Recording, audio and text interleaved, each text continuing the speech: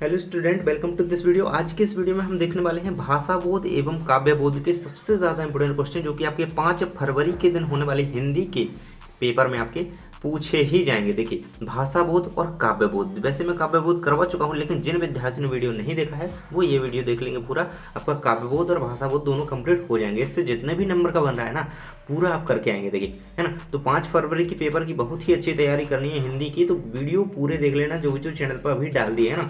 आपके 2-4 वीडियो मैंने लेटेस्ट अभी डले हैं, तो 10th के हिंदी के जाकर के देख लेना। देखिए, सबसे पहले आपको भाषा बोध के क्वेश्चंस में देखना है, इसमें क्या क्या ये सारा पूछा जाना है इसमें, तो इनसे बाहर आना ही नहीं है, तो बस यही पढ़ लेते हैं भाई, तो फंस जाएगा सब कुछ, है ना। देखते हैं सबसे पहले संधि में, देखते हैं संधि में क्या आएगा। देखिए, तो परिभाषा याद रखिएगा संधि की, क्योंकि किसी भी प्रकार से परिभाषा पूछी जा सकती है ना, तो परिभाषा याद रखिएगा।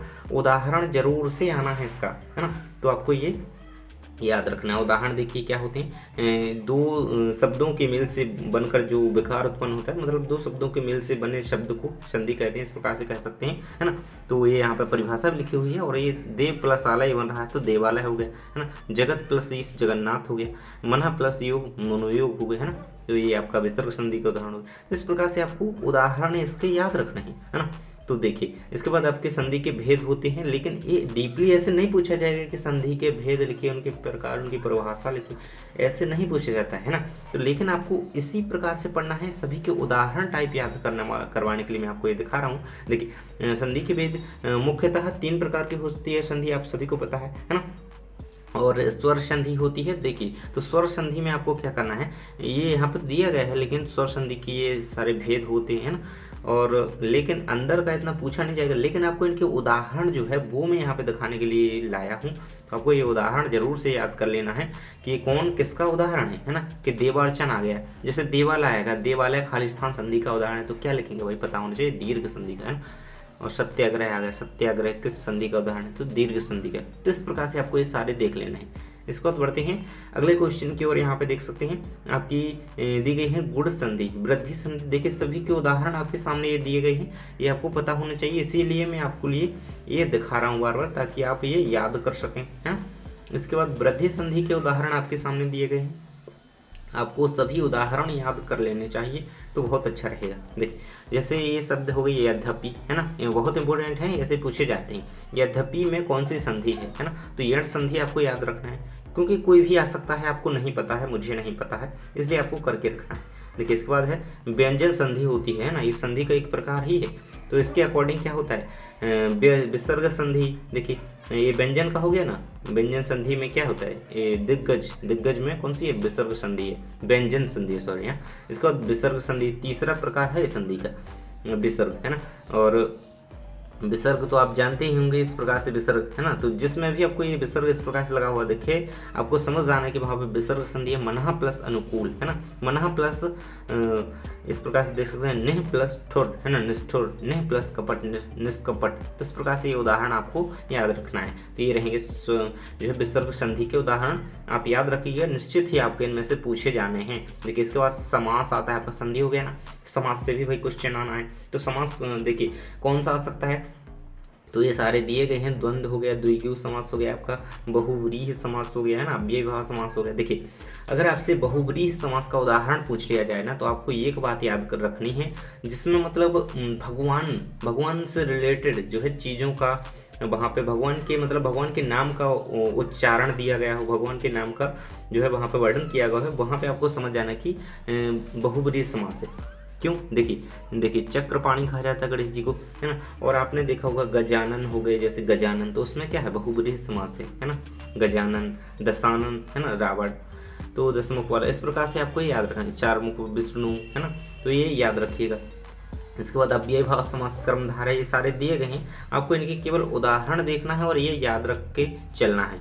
इसके बाद आप देख सकते हैं आगे निपात शब्द, बहुत इंपॉर्टेंट है। देखिए, पिछले 2-3 वर्ष से निपात शब्द बिल्कुल काव्य बोध में, भाषा बोध में, यानी कि आपकी जो व्याकरण है उसमें इंपॉर्टेंट बना हुआ है, और मैं कह रहा हूँ कि ये 100% आना है आपकी में। देखिए, ये अंडरलाइन है यहाँ पे सभी में। देखिए, तो ये शब्द क्या होते हैं, ये निपात शब्द है, इसमें जो अंडरलाइन है ना। तो ये आपको याद करके चलना है, जैसे भी हो गया, ही हो गया, है ना, तो हो गया, तक हो गया, मात्र हो गया, है ना। तो इस प्रकार से ये जो होते हैं आपके, ये शब्द होते हैं कौन से, निपात, है ना। ऐसे वाक्य जिससे वाक्य पर अधिक दबाव या भार पड़े, है ना। जैसे हमने कहा मैं भी तो हूँ, भी, है ना, भी तो, है ना, ये कोई कह सकते हैं। तो भी यहाँ पे क्या हो जाएगा, इसमें भी जो है यहाँ पे निपात शब्द हो जाएगा। देखिए जिससे भार पड़े, है ना। जैसे मैं कह रहा हूँ मैं आज ही भोपाल जाऊंगा, आज ही मतलब ही, है ना, तो यहाँ पे भार डाला गया ना, तो ये ही यहाँ पे क्या हो गया, निपात शब्द। तो आपको याद करके चलना है। इसके बाद क्रिया एवं भेद से जो क्वेश्चन आना है, देखिए क्रिया की परिभाषा कर लेंगे। जो है देखिए क्रिया सकर्मक और अकर्मक दो प्रकार की होती है। वैसे ये प्रकार आपसे अलग से नहीं पूछे जा रहे हैं कि इनके प्रकार लिखें, इनके बारे में वर्णन कीजिए, कोई नहीं आएगा ऐसा, है ना।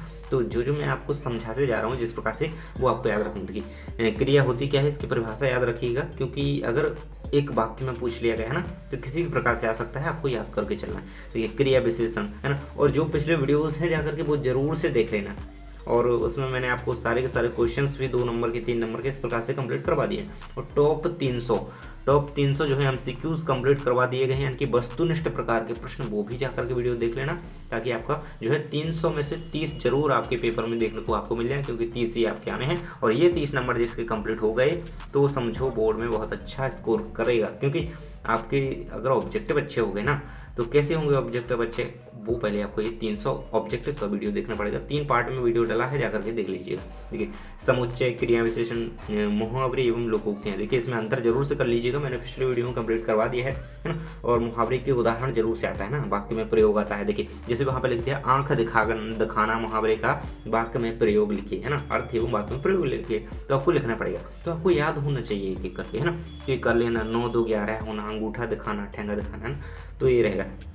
इसके बाद लोकोक्तियाँ या कहावत, तो लोकोक्तियाँ क्या कहलाती हैं, कहावत ही तो कहलाती है। ऊँट के मुँह में जीरा, नाच ना जाने आंगन टेढ़ा, है ना, तो इस प्रकार से होती हैं। अधजल गगरी छलकत जाए, तो यहाँ पे लोकोक्तियाँ होती हैं। लोकोक्ति क्या होती है, लोकोक्ति एक वाक्यांश होता है ना, ये थोड़ी लंबी होती है, बड़ी होती है ना। और मुहावरे एक वाक्यांश है, इसमें शब्द के अंत में ना आता है, जैसे लोहा लेना, 9 2 11 होना, आंख दिखाना, अंगूठा दिखाना, है ना, अधिकतर देखेंगे तो, है ना। और ये यहाँ पे लोकोक्तियाँ होती हैं, ये प्रचलित कहावत टाइप होती है। इसके बाद अनेकार्थी शब्द आपकी जरूर से देखिए आते ही हैं। अगर खालिस्तान में आ गया, सही जोड़ी में किसी प्रकार से आ गया, तो आपको होना चाहिए, याद तो कर ही लेना चाहिए। और इसके बाद देखेंगे यहाँ पे, तो ये आपके उदाहरण इसके दिए गए हैं अनेकार्थी शब्द के, है ना। जैसे मूल्य का कीमत और मोल हो जाएगा, तो इस प्रकार से ये सारे जो है इनके सारे दिए गए हैं, आप इन्हें देख लेंगे, दोनों तरफ से यहाँ पे आप इन्हें कंप्लीट कर सकते हैं। और बढ़ेंगे आगे हम यहाँ पे वाच्य की तरफ, है ना, जो कि आपका लास्ट होगा किससे, भाषा बोध से, है ना। तो परिभाषा क्या रहेगी, वे शब्द जो क्रिया के कारण कर्ता कर्म एवं भाव पर प्रभाव डालते हैं, वाच्य कहलाते हैं, है ना। तो ऐसे तो परिभाषा आपकी आनी नहीं है, बिल्कुल नहीं आनी है, लेकिन आपको देखिए वाच्य के जो है उदाहरण याद होने चाहिए ना, क्योंकि नए क्वेश्चन बनते हैं तो ऐसे ही उदाहरण के तौर पर ही बनाए जाते हैं। तो आप लोग डीपली अगर देख लेंगे यहाँ एक बार, तो आपका जो है भाषा बोध पूरा कंप्लीट रहेगा। इसके बाद देखेंगे पद परिचय, है ना। तो देखिए इस प्रकार से यहाँ पे दिया गया है पद परिचय के बारे में। वाक्यों में शब्दों को पद कहते हैं, है ना। वाक्य है, कोई वाक्य लिखा है, जैसे राम बाजार जाता है, ये वाक्य है, और इसमें शब्दों को शब्द हैं जो उसके राम बाजार जाता है, ये शब्द दिए गए हैं, उसके शब्दों को क्या है, पद कहते हैं, है ना। शब्दों का व्यक्तिवाचक परिचय, विकारी, संज्ञा, सर्वनाम, क्रिया विशेषण आदि, अविकारी, क्रिया विशेषण संबंध समुच्चय, विस्मयादि बोधक से देना पद परिचय कहलाता है ना। और देख सकते हैं जैसे कि उदाहरण दिया गया है, तो यहाँ पे पद परिचय का उदाहरण है, राम कक्षा 10वीं में पढ़ता है। देखिए पद के द्वारा परिचय, है ना। देखिए पद परिचय, पद क्या है इसका, राम का, वो कक्षा 10वीं में पढ़ता है ना। और राम का यहाँ पे परिचय भी दिया जा रहा है कि ये 10वीं पढ़ता है, और पढ़ना इसका पद है यहाँ पे, है ना। तो इस प्रकार से ये इसका उदाहरण हो जाएगा। तो इस प्रकार से आप देख सकते हैं आपका ये काव्यबोध इतना कंप्लीट हुआ। इसके बाद ये भाषा बोध। अब हम देख लेते हैं काव्यबोध के क्वेश्चन। तो देख ही पा रहे होंगे आप यहाँ पे काव्यबोध, वैसे हम पिछले वीडियो में कंप्लीट करवा चुके हैं। तो जो भी वो वीडियो देखना चाहता है, उसमें कुछ अलग अलग क्वेश्चन भी है ना। उसमें केवल क्वेश्चन मैंने डाला है सीधा आंसर का, उसमें इस प्रकार से वर्णित नहीं है सब कुछ, है ना। तो वो जाकर के देख लीजिएगा, क्योंकि छोटे छोटे क्वेश्चन आते हैं, वैसे ही पूछा जाएगा। तो ये भी देख लें, जो स्टूडेंट यहाँ पे नए हैं तो ये जरूर से देखें। देखिए काव्य की परिभाषा आचार्य रामचंद्र शुक्ल के अनुसार और विश्वनाथ जी के अनुसार आपको याद होना चाहिए, रसात्मकम वाक्यम काव्यम, अर्थात रसयुक्त वाक्य ही काव्य है। देखिए महाकाव्य, खंड काव्य करके रखेंगे, इनमें अंतर आना ही है ना। और प्रबंध काव्य आपके में गे, और जो मुक्तक काव्य, प्रबंध काव्य और मुक्तक काव्य ये एक दूसरे के जो है इनमें अंतर आ सकता है, ये कर लीजिएगा। इन दोनों में अंतर तो आपको कर ही लेना है ना। महाकाव्य में क्या होता है, इसमें संपूर्ण घटना का जो है वर्णन होता है, इसमें किसी एक आंशिक घटना का वर्णन होता है खंड काव्य में। इसके बाद है आपका रस। देखिए तो रस का एक पूरा वीडियो मैंने यूट्यूब पे डाला है, आपको यूट्यूब पर अगर पूरा वीडियो देखना है तो केवल और केवल सर्च कीजिएगा जानकारी टीच, मतलब रस की परिभाषा वाई जानकारी टीच। आपके सामने जो वीडियो आएगा ना, आपने अगर एक बार रस पढ़ लिया वहाँ पे उस वीडियो में, तो आपको कभी भी अन्य कभी रस पढ़ने की जरूरत नहीं। मतलब आप इस प्रकार से याद कर लेंगे ना, आपको कभी भूलेंगे नहीं। सभी परिभाषाएं इतनी सरलता से मैंने बताई हैं, देख लीजिएगा। और ये रहेगा आपका रस का पूरा परिचय। यहाँ पे देख सकते हैं परिभाषा दी गई है काव्य को पढ़ने सुनने, है ना, ये 9th से ही आप पढ़ते आए हैं। और आनंद की अनुभूति होती है ना, मज़ा आता है जिस चीज़ को पढ़ने सुनने अथवा देखने में। देखिए यहाँ पर तीनों चीज़ें लिखी हुई हैं, तो ये मैं पढ़ा चुका हूँ पहले भी आपको। और वैसे इस प्रकार से पूछा नहीं जाएगा कि स्थायी भाव क्या है, संचारी भाव क्या है, लेकिन यह याद रखिएगा कि संचारी भाव की संख्या जो है 33 होती है ना, ये 33 संचारी भाव की संख्या लिखी है मैंने ये, तो ये आपको याद रखना है ना, यदि पूछ लिया गया खाली स्थान में, है ना। और रस के भेद कितने होते हैं, रस के 4 भेद होते हैं। भेदों की बात कर रहा हूँ मैं, प्रकारों की नहीं कर रहा हूँ। ये भेद होते हैं रस के 4। देखिए ये देखिए अभी तो ये देख पा रहे होंगे, रस के 4 प्रमुख भेद जो होते हैं यहाँ पे देख सकते हैं, स्थायी भाव, विभाव, अनुभाव, संचारी भाव, है ना। तो ये 4 भेद होते हैं रस के, और प्रकार जो है 10 होते हैं रस के, है ना। और 10 ही आपको आंसर में लिखना है, क्योंकि आपके में नहीं है। भक्ति रस 11 में जुड़ रहा है, लेकिन वो नहीं, अभी 10 ही आप लिखेंगे, आपके में 10 है, तो ये उत्तर सही रहेगा आपके लिए, है ना। 10वां रस कौन है, ये भी याद रखेंगे कि 10वें रस का नाम क्या है। अगर खालिस्तान में आ गया 10वें रस का नाम खालिस्तान है, या फिर उसमें पूछ लिया गया आपसे एक वाक्य शब्द में उत्तर की 10वें रस का नाम लिखिए, तो आपको लिखना है वात्सल्य रस, है ना, वात्सल्य। इसमें क्या होता है, बच्चे की क्रीड़ाओं का वर्णन होता है ना, बच्चों की क्रीड़ाओं का वर्णन, है ना। इसके बाद आप देखेंगे यहाँ पे सभी की परिभाषा दी गई है। ये परिभाषा आप रटेंगे, ये याद करेंगे तो आपको मुश्किल पड़ेगा, इसलिए मैं कह रहा हूँ वो वीडियो आप देख लेना यूट्यूब पे जो मैंने डाली है, वो वीडियो आपको मिल जाएगी, आसानी से आप देख पाएंगे। देखिए मैं यहाँ पे भी परिभाषा आपको बता देता हूँ, कोई दिक्कत लेने की जरूरत नहीं है, ये तो यहाँ पे लिखी ही हुई है। वैसे मैं आपको परिभाषा बताऊँ तो आपको लिखना है, सहृदय के हृदय में स्थित रति नामक स्थायी भाव को जब विभाव, अनुभव और संचारी भाव के साथ संयोग होता है, तो वहाँ पर श्रृंगार रस की अनुपत्ति जो है, निष्पत्ति जो है होती है। तो ये आप लिख देंगे परिभाषा जो मैंने अभी बोली, बिल्कुल सभी रसों में सेम रहेगी, बस आपको स्थायी भाव का नाम चेंज करना है। जहाँ मैंने स्थायी भाव का नाम बोला तो आप लिख पाएंगे। वो वीडियो आप जाकर के देख लेना, आपको पूरा वहाँ पे ट्रिक पता चल जाएगा, बिल्कुल आसानी से, कभी नहीं भूलोगे इतनी सरलता से। हर एक रस की 10 की 10 की परिभाषा बहुत ही आसानी से आप लिख पाएंगे, और बिल्कुल मान्य है बोर्ड में। ये मत समझिएगा कि ये परिभाषा चलेगी या नहीं, है ना। देखिए सभी रसों के स्थायी भाव को पता होना चाहिए। देखिए मैं 100% कहता हूँ कि एक ना एक का यहाँ पे आपका जो है स्थायी भाव जो है पूछा जा सकता है। देखिए क्योंकि यहाँ पे स्थायी भाव हर बार पूछा जाता है। जैसे पूछ लिया गया आपसे कि शांत रस का जो है स्थायी भाव क्या है ना, तो वो आपको याद होना चाहिए। तो निर्वेद है शांत रस का स्थायी भाव, याद होना चाहिए। पूछ लिया गया है करुण रस का स्थायी भाव सुख है, क्या है ना। मतलब अगर सत्य में भी आ गया ना कि रौद्र रस का स्थायी भाव क्रोध है, तो आप क्या लगाएंगे, सत्य लगाएंगे या असत्य लगाएंगे, सत्य लगाएंगे, क्योंकि क्रोधी है, सही है। इसके बाद आप छंद देख सकते हैं, नीचे छंद दिया गया है आपको, छंद की परिभाषा दी गई है साथ में यहाँ पे।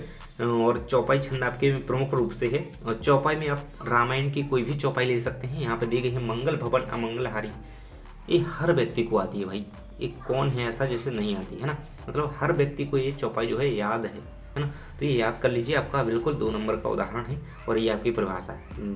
चौपाई में 16 मात्राएं होती हैं, याद रखिएगा। इसके बाद दोहा है आपके में, तो दोहा भी करके रखिएगा। चौपाई तो करना ही है, दोहा रहीमन पानी राखिए बिन पानी चब शून्य, अथवा आप क्या कर सकते हैं यहाँ पे हनुमान चालीसा का कोई भी दोहा यहाँ पे यूज कर सकते हैं, है ना। रामायण का कोई भी दोहा जो भी आपको याद हो कर लीजिएगा। वैसे पहले बार तीसरे चरण में, है ना, तो 4 चरण तो कुल होते ही आपको पता है, लेकिन पहले और तीसरे चरण में देखिए, पहले और तीसरे चरण में देखिए ये 4 चरण होते हैं। ये पहला हो गया और ये तीसरा चरण हो गया। इसमें क्या है 13 मात्राएं, यहाँ पे क्या है, यहाँ पे 13 मात्राएं। और दूसरे और चौथे चरण में, दूसरे व चौथे चरण देखिए यहाँ पे लिखा हुआ 11, तो यहाँ पे 11 मात्राएं, है ना। तो देखिए पहले और तीसरे चरण में कितने 13 मात्रा, दूसरे और चौथे चरण में 11 मात्रा। ये याद रखिए, बस याद है आपका, है ना। और उदाहरण आपको देख ही लेना है, कोई भी चल जाएगा, और दोहा आप याद कर लीजिएगा। इसके बाद अलंकार आपका आता है। देखिए रस कंप्लीट है, छंद कंप्लीट है। इसके बाद अलंकार से आपको क्या करना है तो मैं बता दूं आपको। अलंकार का अर्थ क्या होता है? अलंकार का अर्थ होता है यहाँ पे गहना या सुंदरता, या जैसे सौंदर्य बढ़ रहा हो, है ना। गहना लिख देंगे तो और बेटर रहेगा। सुंदरता, शोभा, गहना सब चल जाएगा, लेकिन गहना यहाँ पे बेसिक से मुझे यहाँ पे याद है, तो ये कर लीजिएगा। इसके बाद इसकी परिभाषा जानेंगे। काव्य की शोभा बढ़ाने वाले तत्वों को अलंकार कहते हैं, है ना। तत्व या शब्दों को याद करके रखिएगा। यहाँ पे काव्य की जो है रस की, अलंकार की सॉरी यहाँ परिभाषा रहेगी। इसके बाद इसके प्रमुख रूप से 3 प्रकार होती हैं। शब्द अलंकार, अर्थालंकार, एक उभय अलंकार होता है। यहाँ पे नहीं है वर्ड, लेकिन आपको इस प्रकार ऊपर से याद रखना है, कोई अंदर ये आपके पूछने वाले नहीं है। इसके बाद आपको परिभाषाएं कौन कौन सी याद रखनी है। देखिए अनुप्रास अलंकार का जो उदाहरण है, चारुचंद की चंचल किरणें खिल रही हैं जलथल में, तो ये उदाहरण रहेगा, है ना। एक ही वर्ण की आवृत्ति होती है इसमें। और यमक अलंकार है, यहाँ पे चमक नहीं है, यमक, है ना। यहाँ पे एक ही वर्ण तो आता है, लेकिन हर जो वर्ण रिपीट हो रहा है उसका अर्थ जो है अलग अलग होगा। कनक कनकते सौगुनी, है ना, ये देख सकते हैं आप। इसके बाद आपके में मेनली क्या है, मानवीकरण अलंकार आपको याद रखना है मेन रूप से, है ना। एक कर ही लेंगे बिल्कुल। मानवीकरण की परिभाषा अच्छी तरीके से बिल्कुल भूलना नहीं है। जगी वनस्पतियाँ अलसाई, मुख धोती शीतल जल से, तो ये नहीं होगा याद, मुझे पता है आपको। कौन सा याद होगा? फूल हंसें, देखिए फूल लिखा है ना। फूल हंसें कलियां मुस्काई, ये याद कर लीजिएगा। मानवीकरण का उदाहरण कंप्लीट रहेगा आपका। देखिए किस प्रकार से, फूल हंसें कलियां मुस्काई, है ना। जहाँ पे मानव द्वारा, मानव की भावनाओं द्वारा प्रकृति का वर्णन होता है, वहाँ पे मानवीकरण अलंकार होता है, आप याद करेंगे, है ना। मानवीय गुणों का, है ना, जो है आरोपण होता है प्रकृति की चीज़ों पर, तो वो मानवीकरण अलंकार होता है। और ये फूल हंसें कलियां मुस्काई, इस पे आप देख सकते हैं, इस प्रकार से उदाहरण लिख देंगे। इसके बाद भाषा बोध हम करा ही चुके हैं, तो ये सारे आपके काव्य बोध एवं भाषा बोध के क्वेश्चन थे। जिसने भी ये सारे क्वेश्चन कर लिए ना, तो आप निश्चित ही एक अच्छा स्कोर अपनी परीक्षा में करके आएंगे। और हमारी जो पिछली वीडियोस हैं सभी जा करके देख लेना, ताकि आपकी परीक्षा की बहुत अच्छी तैयारी हो जाए। और हर एक सब्जेक्ट का जिसका भी आपको क्वेश्चन आंसर चाहिए, कमेंट बॉक्स में बताइए। आपको जो भी जिस प्रकार की हेल्प चाहिए कमेंट बॉक्स में बताइए। और टेलीग्राम ज्वाइन कर लेना, वहाँ पे आप हमें मैसेज कर सकते हैं ग्रुप में, तो हम आपकी और भी अच्छी तरीके से हेल्प कर पाएंगे। थैंक्स फॉर वॉचिंग, मिलते हैं नेक्स्ट वीडियो में।